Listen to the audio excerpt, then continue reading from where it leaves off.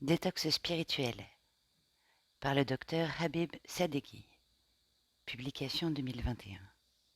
Et en introduction du chapitre 3 qu'il intitule Ressentir pour mieux guérir, cette citation de Neville Goddard. L'inconscient ne donne pas naissance aux idées, mais il accepte, comme vraies, celles que l'esprit conscient épouse et d'une manière qui nous échappe, les concrétise. C'est pourquoi l'homme, de par sa capacité d'imagination et de perception, de par sa liberté de choisir l'idée qu'il va entretenir, est en définitive maître de la création. Apprenons à prendre conscience de notre ressenti. Nous voulons trop souvent réduire la douleur à néant. Beaucoup s'anesthésient ainsi à leurs propres sentiments, parce qu'ils ne veulent pas souffrir. Ils se coupent de leurs émotions. Mais cette tactique de survie n'est pas sans danger.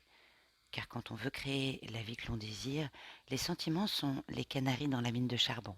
Ils nous disent immédiatement si nous sommes en train d'attirer quelque chose de bon ou de mauvais.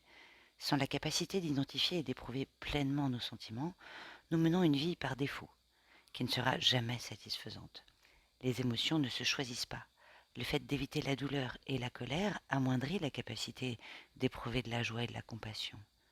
Comme le noir et le blanc, l'été et l'hiver, le yin et le yang, les émotions positives et négatives sont les deux faces d'une même médaille.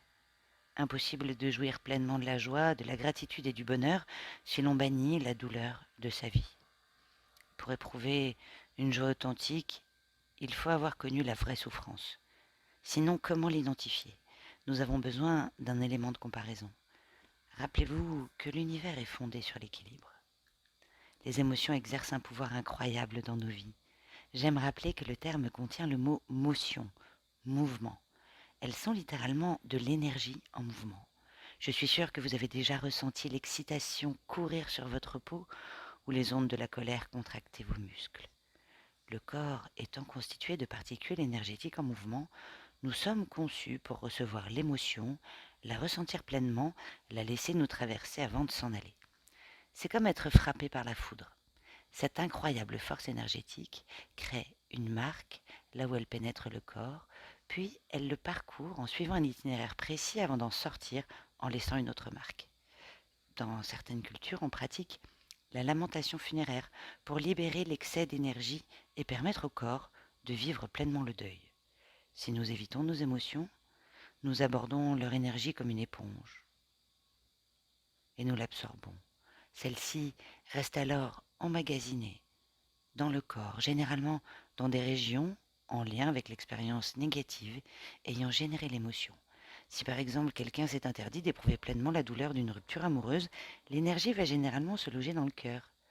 La colère atteint plutôt la tête, la tristesse, l'intestin, etc.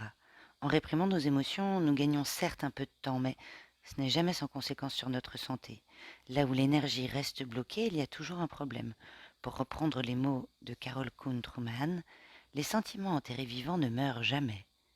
Nous pensons être forts en résistant aux émotions puissantes.